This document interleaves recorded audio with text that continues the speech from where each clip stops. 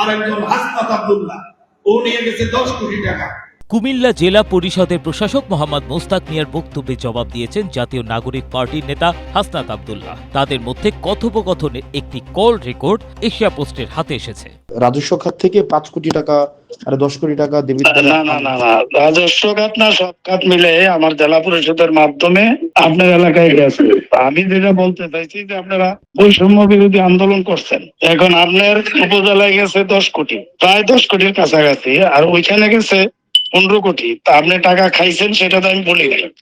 আমি বলছি ডেভেলপমেন্ট ওয়ার্কেই আপনারা 2 উপজেলায় নিয়ে গেছেন 25 কোটি। তো বৈষম্য বিরোধী না, ওইটাই বলছি। এটা হয়তো মিডিয়াতে পুরোটা হয়তো আসে নাই আর কি, সেটা হইতে পারে। বাট আমি আপনার বক্তব্য আমি মিন করতে চাইছি এটাই। তো এখন পুরা কথা হয়তো আসে নাই, সেটাই আপনি খাইছেন সেটা আমি বলি নাই। আমি বলছি আপনার এলাকায় কাজের জন্যই নিছেন, কাজ ছাড়া তো হবে না, কাজ করছেন।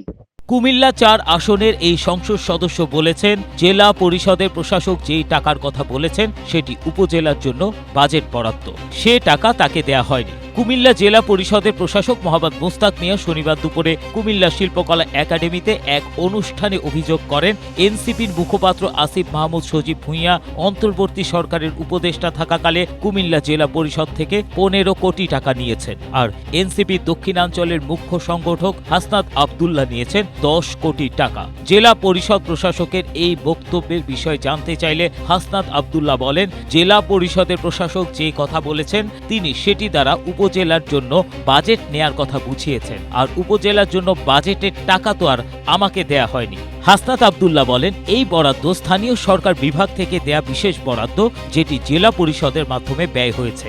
দেবিদ্বার উপজেলাকে 5 কোটি টাকা দেয়া হয়েছে, সেই অর্থ এডিপি প্রকল্পের মাধ্যমে দেয়া হয়েছে। জেলা পরিষদের রাজস্বের সঙ্গে এর কোনো সম্পৃক্ততা নেই। জেলা পরিষদ প্রশাসকের বক্তব্যের সমালোচনা করে হাসনাত আব্দুল্লাহ বলেছেন, উনি এমনভাবে কথা বলেছেন মনে হচ্ছে টাকা আমরা নিজেদের পকেটে নিয়ে গেছি।